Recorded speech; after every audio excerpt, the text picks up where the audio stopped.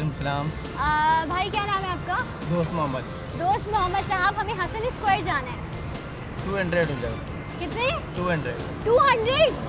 Hasan square इतना दूर थोड़ी है, करीब तो है यहाँ से। मैडम बात असल 80 रुपये किलो गैस हो गया है।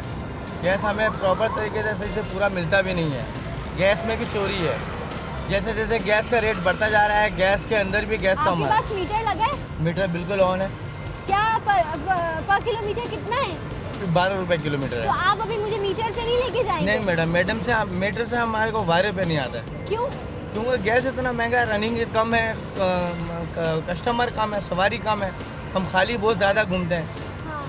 तो इसकी वजह से हमें मीटर पे। नहीं तो आप मीटर अभी स्टार्ट करना जो आप सवारी को बिठाएं। तो फिर गाड़ी भी तो खाली चलती है ना।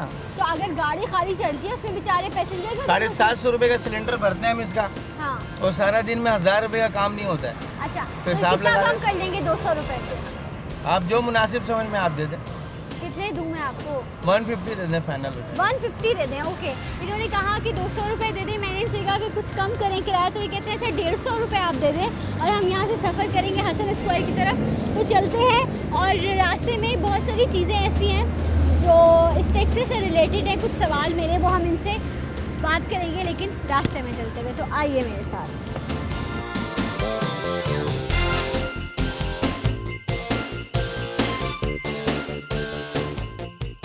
दोस्त मोहम्मद साहब की टैक्सी में इस वक्त हम मौजूद हैं। शारा फैसल से हमने अपना अभी सफ़र शुरू किया है और अब हम चल रहे हैं हसन स्क्वायर की तरफ, जहाँ पे डेफिनेटली ट्रांसपोर्ट के और जो पब्लिक ट्रांसपोर्ट के ज़रिए हैं उनमें हम बैठने की भी कोशिश करेंगे और उनमें जो लोग सफ़र करते हैं उनके मसाइल जानने की भी हम कोशिश करेंगे। दोस्त मोहम्मद साहब जो इस टैक्सी को चलाते हैं और कितने अरसे से ये सब अपना काम कर रहे हैं, टैक्सी चला रहे हैं, हम उन्हीं से जानते हैं।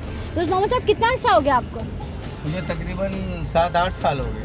आज इससे पहले क्या किया करते थे आप? इससे पहले अपना कारोबार था वो फेल हो गया। कारोबार आपका ख़त्म हो गया? किस चीज़ का कारोबार था? मेरा वो कपड़े वगैरह का कारोबार था। अच्छा, गारमेंट्स का। जी। तो आपको इतना लॉस हुआ कि आपको टैक्सी चलानी पड़ी?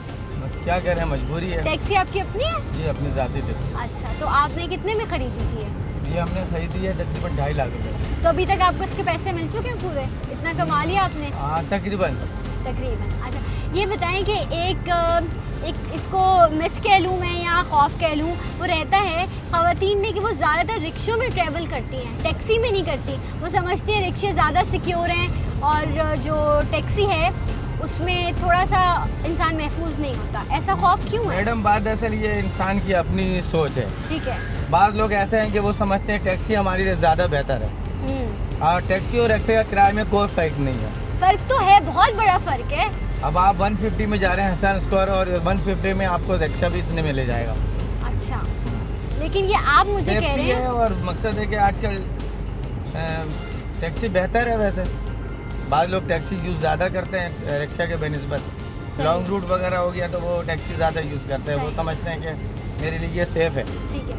अच्छा ये बताएं कि जो आप लोगों के स्टॉप्स वगैरह होते हैं, कोई डिसाइड होते हैं कि आपको इधर खड़ा होना है? नहीं, खड़ा तो हो ही नहीं सकता। ये ट्रैफिक पुलिस हमें कहीं खड़ा होने देती ही नहीं है। ठीक। बस खड़े हो गए तो हो गया कि कोई ट्रैफिक पुलिस आ गया तो वो हमें हटाना पड़ेगा या हमारे को परेशान चलान करते हैं ट्रैफिक? बहुत ज़्यादा परेशान करे। किस तरह की परेशानी? हर किस्म की परेशानी है। यानी कि आप प्राइवेट गाड़ी खड़ी हो जाएगी उनको कुछ नहीं कहेंगे, टैक्सी वहाँ खड़ी हो जाएगी तो उसको आप कह रहे हटाओ यहाँ से। आप आप लोगों को खड़ा नहीं हुआ? बिल्कुल बहुत परेशानी है। यानी कि और चालान आप लोगों का होता है? बिल्कुल जाहिर सी बात है, जब हमारे गाड़ी का कागज मुकम्मल नहीं होगा चालान तो लाजमी होगा। लाइसेंस है आपका? लाइसेंस है, बिल्कुल है। लाइसेंस है आपका, ठीक है। कितने का चालान काटते हैं आपका? चालान तो वो पुलिस वाले की मर्जी है, यानी कि वो रोड का बादशाह है। वो मकसद वो कुछ भी कर सकते हैं। अब हम मकसद हम कुछ नहीं कह सकते हैं। ज़्यादा बहस करेंगे तो इससे हम एक और चीज़ जो हमारे मुल्क में बहुत आम है वो ये है कि आप चालान ना कटवाएं, आप वैसे ही जो है ना बात पैसे दरअसल ये है देंगे। कि पैसे तो हमारी हिम्मत नहीं है उनको पैसे देना। क्यों? मगर वो कहते हैं आप क्यों चालान कटवा रहे हो? अच्छा, आप खुद कहते हैं? 50 रुपए आप दे दें, हाँ। आप जान छुड़ाएं, क्यों चालान कटवा रहे हो?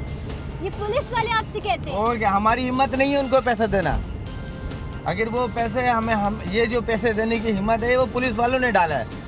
हमारी हिम्मत नहीं है उनको 50 या 100 रुपए, जबकि ये जुर्म है। रिश्वत देना और लेना दोनों जुर्म है। हाँ बिल्कुल लेना दोनों। अगर आप वो अगर सख्त हो जाए तो हमारी हिम्मत नहीं है कि हम उनको कहें सर आप 50 ले लें या 100 ले लें। हमें आप छोड़ दें। अच्छा, लेकिन दोस्त मोहम्मद साहब काफ़ी अच्छी बात कर रहे हैं, तो मैं इसीलिए इनसे इतनी चीज़ें जानने की भी कोशिश कर रही हूँ।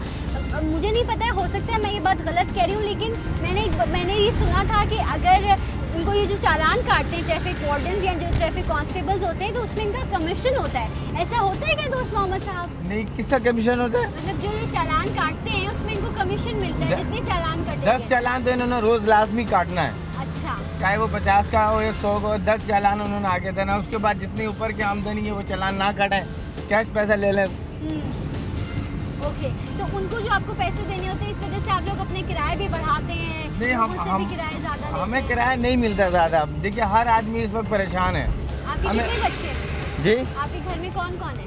मेरे एक बच्चा है, अच्छा, एक बेटा है। बेटा है। पढ़ता है माशाल्लाह? जी माशाल्लाह, वो पढ़ता है। तो आप कितना कमा लेते हैं रोज का? तकरीबन रोज का 1000-1200 इस तरह हमारा चल जाता है। और आपका इसका टैक्सी का खर्चा कितना आ जाता है? ये किस पे, सीएनजी पे? सीएनजी पे, पेट्रोल दोनों ही है। कभी आपको किसी पैसेंजर से आपको शिकायत है? नहीं, पैसेंजर से कोई शिकायत नहीं है। बात तय हो जाता है उनसे। अब जैसे आपसे हमारी तय हो गई है, हाँ। तो हम तय पे जा रहे हैं। सही। अब जैसे आपने हसनपुर कहा है, तो और आगे आदमी चला गया है। बाद लोग लड़ जाते हैं, बाद लोग बोलते हैं छोड़ो, क्या हुआ, क्या फायदा है इन छोटी छोटी बातों पे लड़ने से।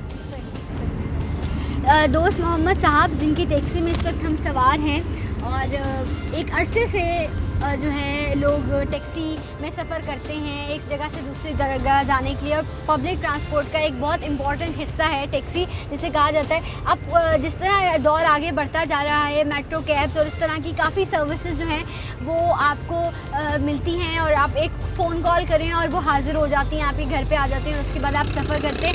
लोग उनमें ज़्यादा महफूज समझते हैं ख़ुद को, इवन के उनके किराए भी ज़्यादा हैं।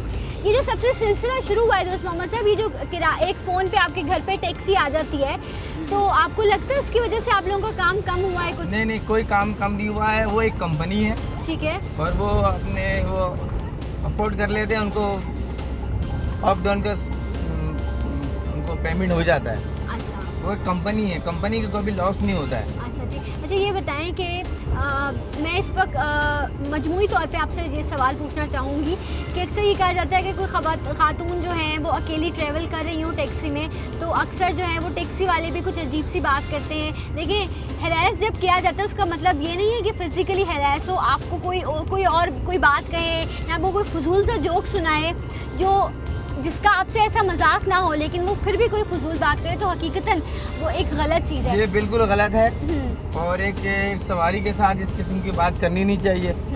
और वो लेडीज़ खास करके तो जब टैक्सी या रिक्शा में बैठती है तो वो खुद अपने आप को बहुत अजीब महसूस करती है, और वो परेशान जैसी होती है। जब तक वो अपनी मंजिल तक नहीं पहुंचती तो उसका जहन सारा दिन और उस मंजिल तक टेंशन रहता है। सही। जो रोड्स पे जो ट्रैफिक ये जो चल रही होती हैं टैक्सी, जिनको आप रोकते हैं और आप अपनी मंजिल तक जाने के लिए उसमें सफ़र करते हैं, तो नॉर्मली उनमें एसी नहीं होता या चल नहीं रहा होता, लेकिन इस टैक्सी में जो है वो बड़ा अच्छा एसी है और बहुत अच्छा काम भी कर रहा है।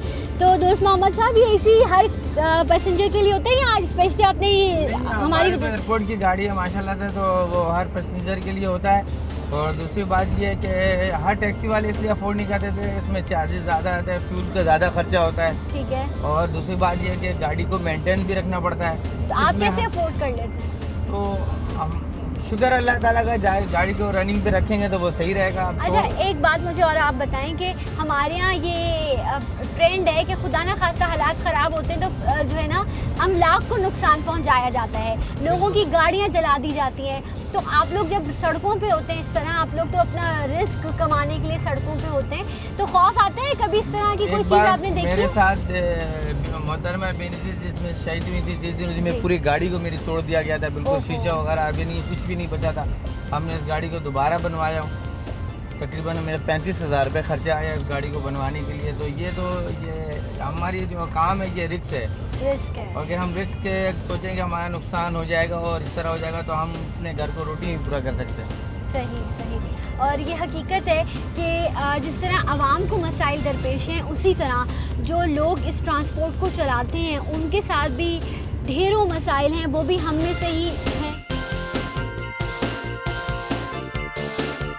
ये एक मसला जो जिनकी अपनी गाड़ी उनको भी दरपेश है कि कहीं भी खड़े हों, दो भाई आ जाते हैं, हाथ में उनकी गन होती है, फिर ऐसा हुआ है कभी आपके साथ? नहीं, ऐसा कभी नहीं हुआ, मगर सवारी अगर बैठ जाता है तो हमें पता नहीं होता, मगर आगे थोड़ी देर आगे जाने के बाद जो है वो कहते हैं जो भी है आप निकाल दें। ऐसा हुआ आपके साथ? हम मेरे साथ नहीं हुआ और लोगों के साथ सवारी ही कहती है ऐसे? सवारी ही कर जाती है। ओहो। और वैसे कभी नहीं हुआ कि खड़े हम कहीं और 2-4 लड़के लोग आए आए। और उन्होंने गन पॉइंट पे उन्होंने कहा कि आई आप थिंक जो भी- उनके लिए ज्यादा महफूज ये होता होगा कि बैठ जाएं और अंदर से फिर जो है कार्रवाई करें। सन्नाटा इलाके में ले जाते हैं, वहाँ तक कहते हैं अब जो भी है निकाल दो।